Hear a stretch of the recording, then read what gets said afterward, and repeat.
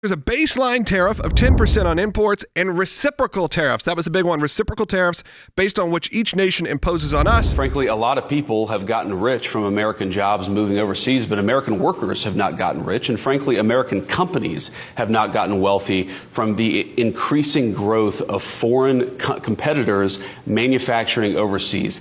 As the president says, Lawrence, these foreign companies, they charge us ridiculous tariffs. They engage in a lot of non-tariff practices like currency manipulation. That has been awful for Main Street in the United States of America. It's meant those diners, their customers, don't have jobs anymore. It meant those great steel mills, those great auto plants have closed down and their workers have been laid off. What I saw yesterday in the Rose Garden was incredible enthusiasm, because a lot of those workers, they've been working hard for 10, 20, 30, 40 years. Young and old were in the Rose Garden yesterday. They've never had a president who stood up for their jobs and stood up for American prosperity. They finally see something has shifted. There were Democrats out there, Republicans. There were union and non-union workers alike. They know this is a big change, but we need a big change in this country, because what we've done, what we did under the Biden administration, it just wasn't working. That's what a lot of people feel, that you got to at least try something new. And I know that J.D. Vance kind of even positions that later on, talks about specifically that, look, this may be a little disruptive.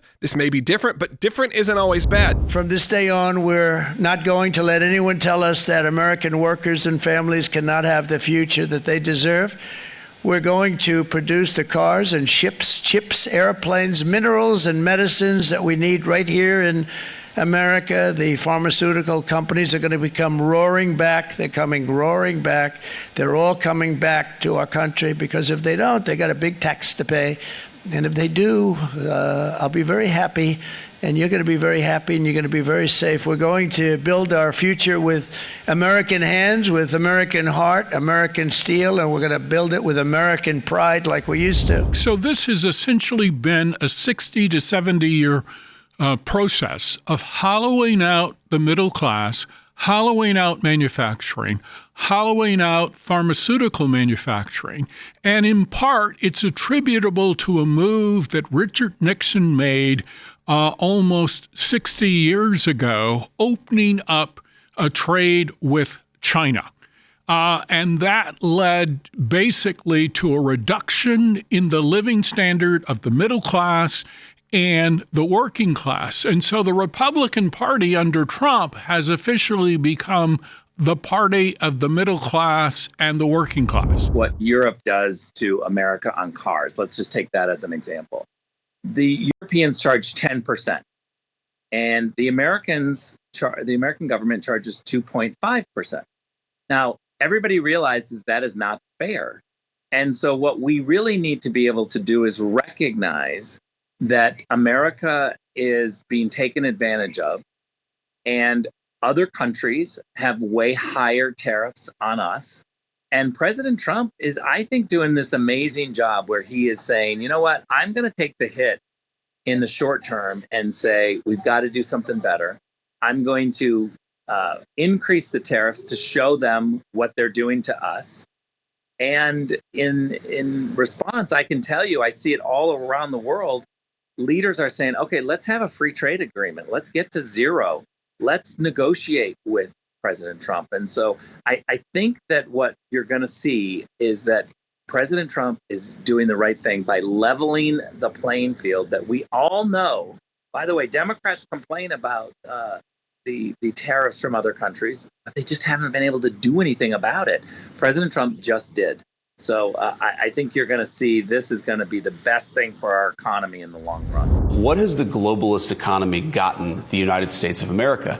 And the answer is fundamentally it's based on two principles: incurring a huge amount of debt to buy things that other countries make for us. And to make it a little bit more crystal clear, we borrow money from Chinese peasants to buy the things those Chinese peasants manufacture. That is not a recipe for economic prosperity. It's not a recipe for low prices, and it's not a recipe for good jobs in the United States of America. For 40 years, we have gone down that pathway. We've seen closing factories. We've seen rising inflation. We've seen the cost of housing so high that most Americans can't afford to buy a home right now. President Trump is taking this economy in a different direction. He ran on that. He promised it, and now he's delivering. And yes, this is a big change. I'm not going to shy away from it. But we needed a big change, Lawrence. We cannot keep going down the Joe Biden globalist pathway where we have $2 trillion of peacetime debt and deficits. We have manufacturing disappearing. That is not working for Americans. We've got to take this country in a different direction. I would be willing to even say, hey, we've got most of manufacturing already disappeared.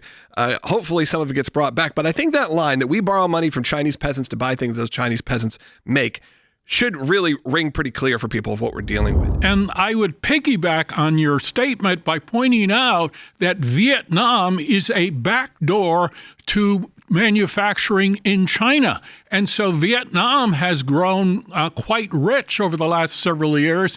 And so Vietnam, however, imposes massive tariffs on American products, and we impose very limited tariffs on Vietnamese-made products. So if you look at the entire Lululemon type business, for instance, most of those goods and services, they are produced in Vietnam or countries that are connected to China, but are not necessarily in China. So it's a huge, huge problem. But the elites in Washington and in the Silicon Valley, they have ignored this problem for far too long. The way things have been going is not the proper direction. So let's try something new. But when you have such an outcry from Canada, from the EU, what does that tell you?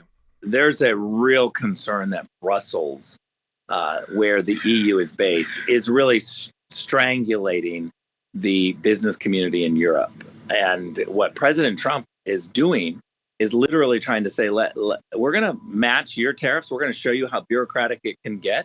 And so therefore, the squeeze that you will feel is exactly what you've been doing to us. And now let's try to get a free trade agreement or go to zero. I've seen European business leaders already saying, thank God, that what President Trump is doing is actually breaking that bureaucracy in Brussels for all of Europe and making sure that we actually have a plan for economic growth. I think that the European CEOs, they may not say it publicly, but they love what President Trump is doing, giving Europe a taste of its own medicine, and therefore Europe and the European government saying, wow, this feels very bureaucratic, feels like too much. And President Trump is kind of saying, yeah, welcome to what we've been feeling for the last decade. President Trump and the Trump administration, I'll say the fact that they put together this new team, this team of people who is willing to take chances, actually should give Americans, though there may be moments where you feel like this is all too much change, at least they're trying. At least they're trying something new, because we've been stuck. And Washington is way too easy to get stuck on things that don't work.